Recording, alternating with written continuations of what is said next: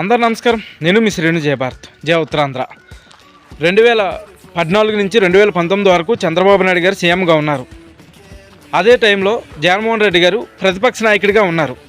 ఆ టైంలో జగన్మోహన్ రెడ్డి గారు భోగాపురం ఎయిర్పోర్ట్ వద్దన్నారని, ఆయన వద్దనలేదు, రైతులు వద్దనుకున్నారు. భోగాపురం ఎయిర్పోర్టు టీడీపీ గవర్నమెంట్ మాకు సరైన రేట్ ఇవ్వట్లేదు మా భూములకి, ఇప్పుడు మాకు ఎయిర్పోర్ట్ వద్దు, ఈ సర్వేలు ఆపియండి అని చెప్పి కోర్టులో కేసు వేసుకున్నారు రైతులు.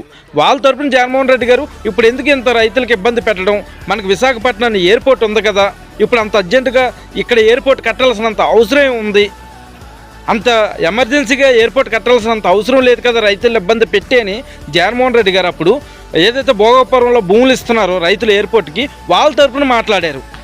అది తెలియకుండా జగన్మోహన్ రెడ్డి గారు భోగాపురం ఎయిర్పోర్ట్ని వద్దన్నారు. తర్వాత ఆయన ఇక్కడ శంకుస్థాపన చేశారు రైతులకి. ఇందులో జగన్మోహన్ రెడ్డి గారు సీఎం అయ్యాక భోగాపురం ఎయిర్పోర్టు ఆ యొక్క రైతులు కూడా గిట్టుబాటు ధర దొరుకుతుంది మన భూములకి అని చెప్పి కోర్టులో కేసులు ఎత్తివేసి జగన్మోహన్ రెడ్డి గారికి సహకరిస్తే, ఏదైతే జిఎంఆర్ సంస్థకి అప్పచెప్పి ఎయిర్పోర్ట్ చాలా వేగంగా పనులు పూర్తి చేసింది ఎవరు? జగన్మోహన్ రెడ్డి గారు కదా.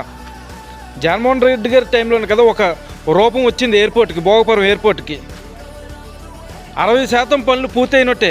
ఏదైతే పెద్ద పెద్ద పనులు ఉన్నాయో, భూములు సేకరించడం, రైతులు ఒప్పించడం, కోర్టులో కేసులు తీయించడం, సెంట్రల్ గవర్నమెంట్ నుంచి ఆ యొక్క నిధులు తీసుకురావడం, మట్టి ఫిల్ చేయడం, ఇవన్నీ పెద్ద కష్టమైన పనులు.